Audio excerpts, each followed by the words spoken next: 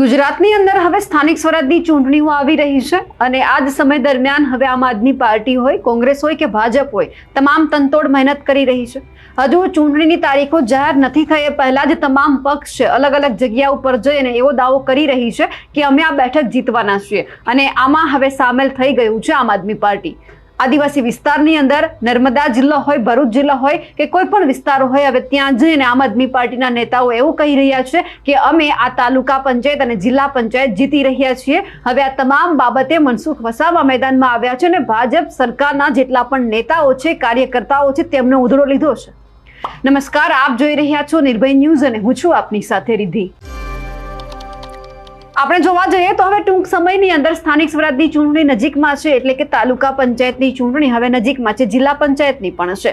હવે આ તમામ બેઠકો કબજે કરવા માટે તમામ તનતોડ મહેનત કરી રહ્યા છે અને આ જ વિસ્તારમાં એટલે કે આદિવાસી વિસ્તારમાં જોઈએ તો હવે આમ આદમી પાર્ટી પોતાનો વ્યાપ છે તે વધારી રહી છે.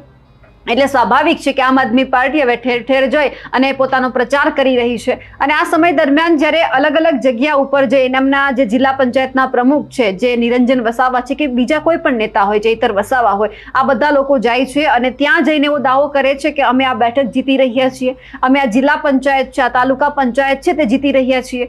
હવે આ તમામ બાબતે જે ભાજપના સાંસદ છે મનસુખ વસાવા તે મેદાનમાં આવ્યા છે અને તેમણે ભાજપ નેતાઓનો ઉધડો લીધો છે.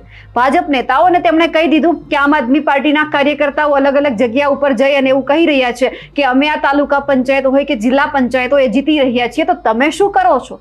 તમે ક્યાં જઈને પ્રવચન આપ્યું છે? તમે ક્યાં જઈને પ્રચાર કર્યો છે? તમે પણ જાઓ, મેદાનમાં ઉતરો, એક વખત તો દાવો કરો, કારણ કે રાજકારણમાં જે મોટી મોટી વાતો કરે છે એ જ ફાવે છે, એવું મનસુખ વસાવાનું કહેવું છે. એમણે ચૈતર વસાવાને પણ કહી દીધું છે કે મને ખબર છે મેં કેટલા કામ કર્યા છે. તેમ છતાં ચૈતર વસાવા અલગ અલગ જગ્યા ઉપર જઈ અને એવું કહે છે કે મનસુખ દાદાએ આ કામ નથી કર્યા, પણ મને ખબર છે હું કેવા કામ કરીને આવ્યો છું. રાજકારણમાં જો તમે મોટી વાત નહીં કરો તો તમે નહીં ફાવો, એવું તેમણે ભાજપના નેતાઓને કહી દીધું છે. એટલે એક તરફ જે મનસુખ વસાવા છે તેમણે ભાજપના નેતાઓને પણ કહી દીધું છે કે હવે ઊભા થાવ, લડો, નહીંતર આમ આદમી પાર્ટી વ્યાપ પોતાનો વધારી દેશે અને આપણે ખાલી જોતા રહી જશું. અને આ સાથે જ મનસુખ વસાવાએ નિરંજન વસાવા ઉપર પણ પ્રહાર કર્યા છે. મનસુખ વસાવાને સાંભળીએ.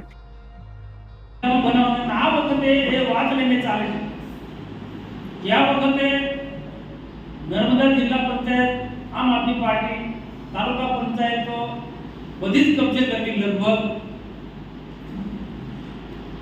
બે અંદાજ સાથે મારી પાસે જે યાદી છે તે પ્રકાર કરને માનવું. સાગબારા તાલુકા પંચાયત આમ આદમી પાર્ટી કબજે કરશે એમને માનવું છે.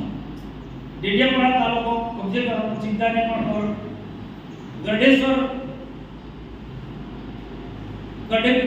તાલુકો કબજે કરવાની વાત છે. તિલકવાડા અને નાદોદ એમને યાદીમાં નથી, પણ એક તાલુકામાં પગ બેસાડો કેટલી હિંમત કરે છે આ એમની યાદીમાં છે. આગામી જો એક સ્ટેપ આપણા કરતા આગળ છે ને, જિલ્લો તો બનાવવાનો છે.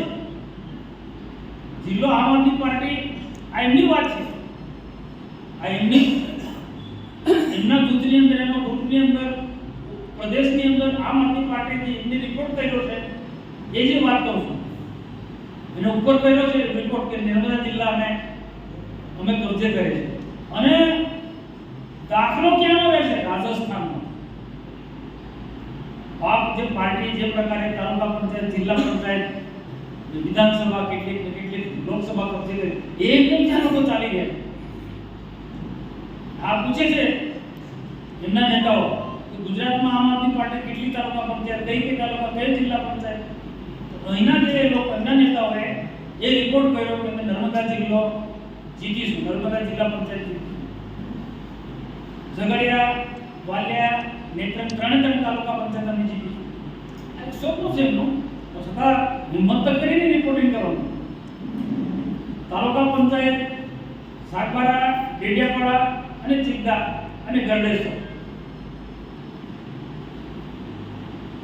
તો હું કોઈ તમને ડરાવવા કે એનામાં કે આની એની તાકાત પર હું આપણે ખુશ એવો નથી, પણ વાસ્તવિક એમની જે આગામી પ્લાનિંગ છે એ અંદરથી એ મહેનત કરવાના એમના પ્રયાસો થઈ રહ્યા છે.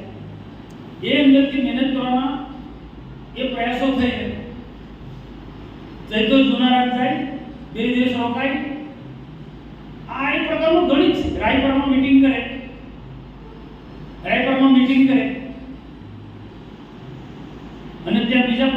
મનસુખ વસાવાને ગાળો દે કે મનસુખ વસાવાએ કશું નથી કર્યું, મનસુખ વસાવાએ કશું, એને ખબર છે મેં શું કર્યું, બધું એને ખબર છે.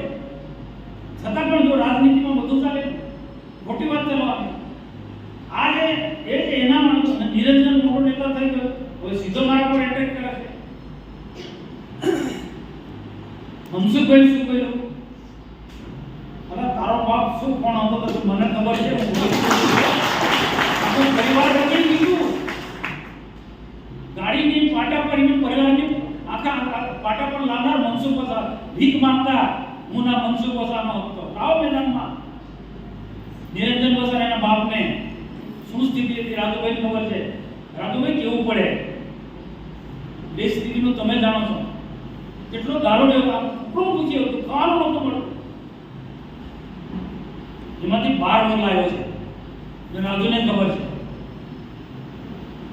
આવા લોકો જ્યારે આપણને આ બધું દુઃખ થાય અને હું બધા સહન કરે, મનસુખ વસાવાના સહન કરે કે જેના માટે આપણે આટલું કર્યું હોય એ માણસ આપણા પર હાવી થવાનો પ્રયત્ન કરતો હોય. અમે તમારું જીવન બનાવ્યું છે, એમને જીવન બનાવ્યું. મારા રાજુભાઈ મારા પારિવારિક સંબંધો છે એમની આપ્યો. એનો મતલબ એવો હતો. અને કેમ પાર્ટીમાંથી નીકળી ગઈ તે બધાને ખબર છે. કેવું બોલો, કેમ બધા બોલતા નથી ભાઈ? એટલે પણ અમે મોટું ફંક્શન હતું, આનું ફંક્શન હતું ભાઈ, હે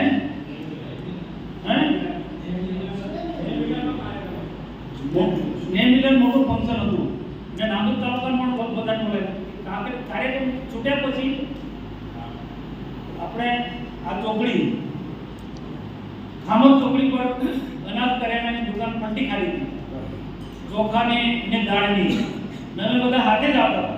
અમારી ગાડી આગળ, અરે અમારી ગાડી પાસે એની પાસે એની ગાડી ઊભી રાખીને બે ત્રણ હું નામ પેલા બસકા દાળના ચોખાના મૂકી દીધા ફટોફટ. એટલે અમે હતા બાકી કેસ થતો તો બચાયો કેવો એને મેં તગડા માં બેન સામે કાઢી દીધી. હવે ચોર લોકો ભાજપમાં ચાલે, ચોર લોકો ભાજપમાં ચાલે. મેં કાઢી દીધી, ત્યારથી ભાજપ છોડી દીધું.